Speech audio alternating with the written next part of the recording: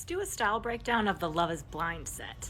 This is a great example of type 18. If you have another image where you'd like a style breakdown, then let me know in the comments. This is mid color contrast, meaning there's a small amount of contrast between the darkest and the lightest colors. And that's important because you probably could replace a few of these colors if you didn't like them, but as long as you stick to that mid-tone color range, it's gonna give you the same feel. Next, we're gonna look at style preference, which is the shapes in the room. You can fit anywhere inside these circles, and I think that this room falls here, which is middle between cohesive and assertive, but it leans more towards the assertive. It's very Scandinavian inspired, and there's a lot of smooth, organic shapes. And if you look at this window here in a really cohesive space, that would be a square and not a rectangle. It just gives it more visual interest.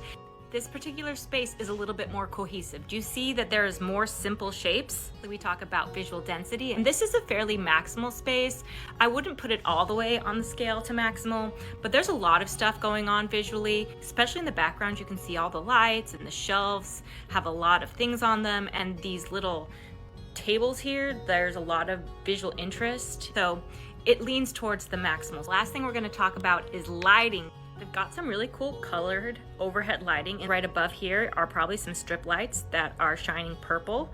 And these Scandinavian inspired pendants have a lot of different colors inside the light. I especially love the lighting in the background here where they've draped the fairy lights. If you don't know what your interior design personality type is, go take my quiz. It's linked in my bio, and be sure to download the free primer afterwards because it explains everything about the Deco DNA interior design personality types. And follow for more.